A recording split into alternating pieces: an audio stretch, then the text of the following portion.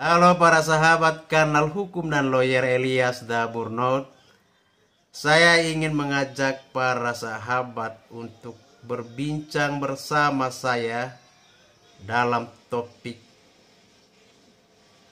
jika Anda sahabat Elias Daburnaut ditangkap polisi,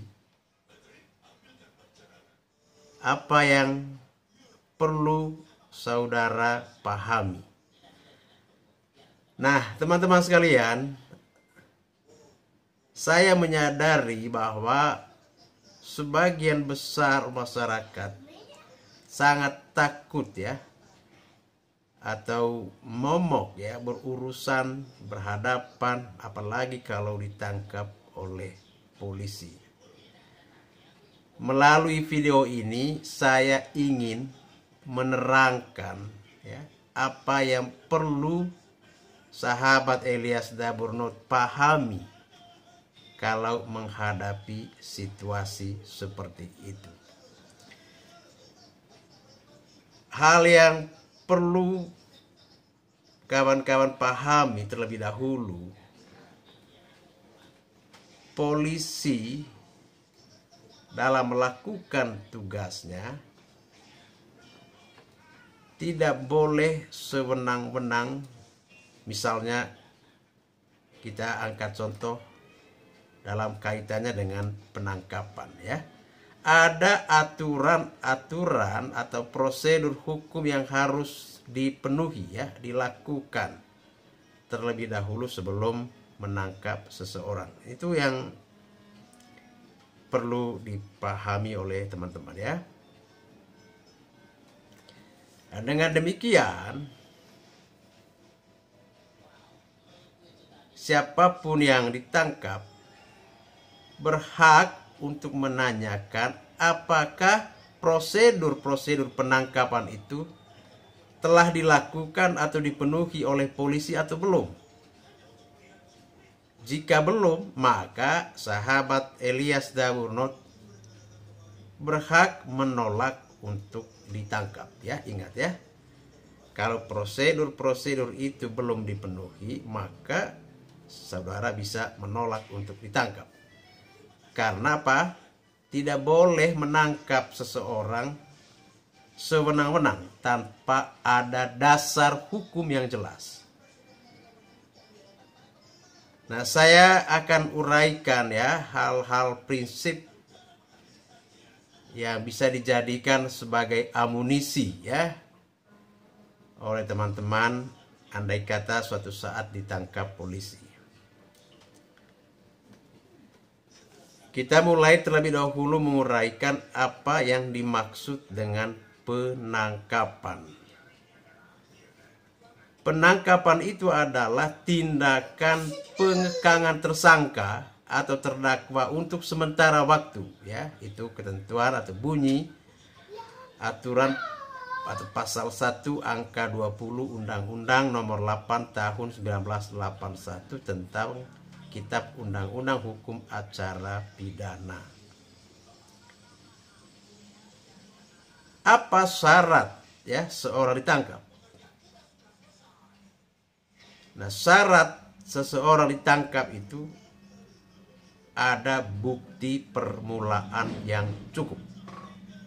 Nah, memang di dalam Kitab Undang-Undang Hukum Acara Pidana tidak diatur indikator bukti permulaan yang cukup sehingga tidak jarang hal ini dijadikan alat bagi penegak hukum untuk bertindak sewenang-wenang, asal tangkap atau asal tahan.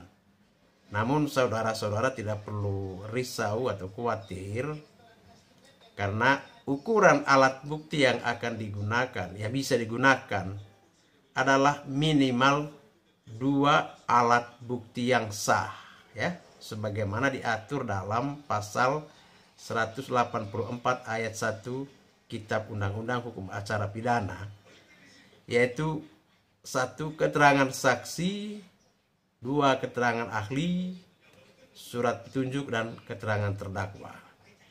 Itu minimal 2 alat bukti itu Karena apa? Pada akhirnya hakim hanya bisa menjatuhkan pidana bila sekurang-kurangnya terdapat 2 alat bukti, ya, ditambah keyakinan hakim. Jadi indikator bukti permulaan cukup mengacu pada pasal 183 KUHP saja, ya. Yang penting sahabat-sahabat, saudara-saudara, kawan subscriber Elias Daburnot berani, ya, harus berani membantah dan menolak untuk ditangkap bila penangkapan tersebut dilakukan tanpa ada dasar bukti yang cukup, ya, minimal 2 alat bukti tadi. Jadi tidak usah takut. Lalu hal berikutnya, siapa yang berhak menangkap? Ya. 1, penyidik. Penyidik itu adalah pejabat polisi negara Republik Indonesia yang minimal berpangkat Ibda, ya, yang pangkatnya balok 1, ya. Nah, yang kedua, pejabat pegawai negeri sipil yang diberi wewenang khusus oleh undang-undang yang sekurang-kurangnya berpangkat pengatur muda tingkat 1, golongan 2B atau yang disamakan dengan itu, ya.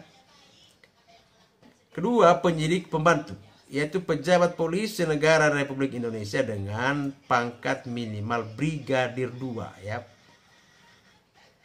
Atau pejabat pegawai negeri sipil di lingkungan kepolisian negara RI yang minimal berpangkat pengatur muda tingkat atau golongan 2B, ya, atau yang disamakan dengan itu.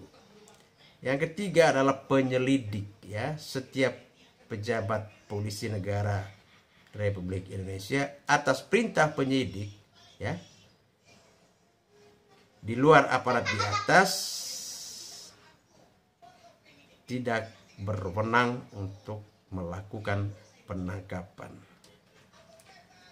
Nah, berikutnya, apa yang harus kita lakukan bila akan ditangkap?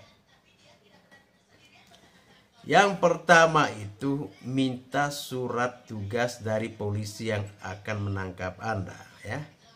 Jangan mau ditangkap atau diperiksa sebelum polisi bersangkutan menunjukkan surat tugasnya. Lalu berikutnya, minta surat perintah penangkapan. Jadi tidak hanya surat tugas, tapi juga polisi diberikan surat perintah penangkapan. Jika hendak menangkap seseorang, maka Anda harus minta polisi untuk menunjukkan surat perintah penangkapan tersebut. Nah, setelah itu, ya, baca surat penangkapan tersebut dengan baik, ya. Yang intinya harus ada identitas tersangka, alasan penangkapan, uraian singkat kejahatan yang disangkakan, dan tempat diperiksa. Jadi janganlah teman-teman takut, ya, menolak penangkapan jika polisi tidak bisa menunjukkan surat sebagaimana yang tadi saya terangkan sebelumnya. Jadi jangan percaya dengan polisi yang tidak bisa menunjukkan surat-surat tadi.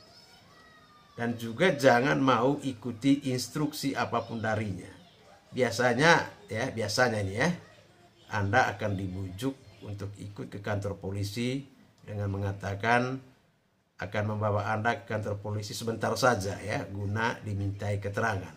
Padahal begitu sampai di kantor polisi, Anda langsung ditangkap, bahkan ditahan dan tidak diizinkan pulang kembali.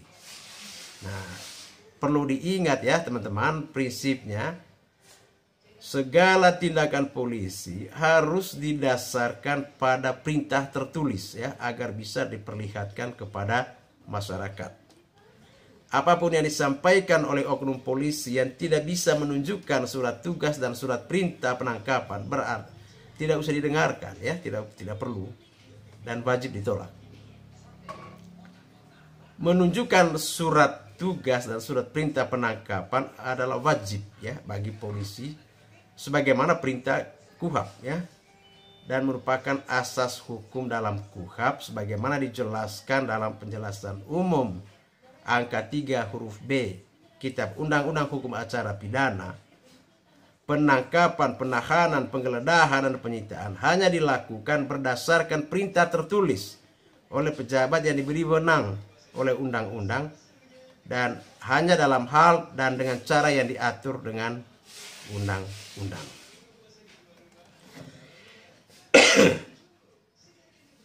Dan pihak keluarga juga berhak ya mendapat tembusan surat penangkapan segera setelah penangkapan dilakukan. Berikutnya saya mau terangkan kapan bisa ditangkap. Tertangkap tangan yaitu tertangkap saat Anda sedang atau segera sesudah beberapa saat melakukan tindak pidana. Bila tertangkap tangan maka tidak perlu menanyakan surat perintah penangkapan ya. Karena polisi boleh menangkap tanpa surat perintah dalam hal tertangkap tangan. Tertangkap biasa yaitu ditangkap dengan surat penangkapan. Itu ya jenis-jenis atau kategori-kategori penangkapan. Kemudian apa saja hak Anda setelah ditangkap?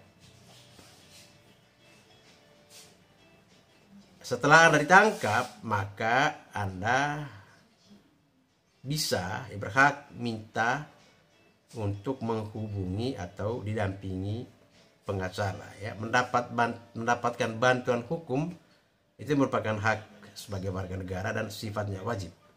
Dan penyidik wajib memberitahukan hak Anda tersebut dan menyediakan Anda pengacara jika Anda tidak memiliki pengacara. Kemudian Anda juga berhak minta segera diperiksa oleh penyidik. Karena tidak jarang orang ditangkap tapi dibiarkan saja tanpa diproses kasusnya sehingga berlarut-larut tanpa kepastian hukum. Kemudian Anda juga berhak minta dilepaskan jika lewat 1 kali 24 jam ya, pasal 19 ayat 1 KUHP menyatakan penangkapan dilakukan paling lama untuk 1 hari. Anda juga berhak untuk diperiksa tanpa tekanan, ancaman, kekerasan, baik fisik maupun psikis, dan sebagainya. Intinya adalah Anda berhak untuk diperiksa secara bebas. Nah, pasal 52 Kitab Undang-Undang Hukum Acara Pidana menentukan dalam pemeriksaan pada tingkat penyidikan dan pengadilan, tersangka atau terdakwa berhak memberikan keterangan secara bebas kepada penyidik atau hakim. Apabila ya penangkapan tidak memenuhi ketentuan di atas ya yang tadi saya uraikan dan terangkan, maka penangkapan tersebut tidak sah. Ya, itu mudah-mudahan penjelasan tadi membantu ya para sahabat Elias Daburnot tatkala menghadapi situasi seperti itu ya, dalam arti saudara berurusan atau ditangkap polisi. Terima kasih atas perhatiannya.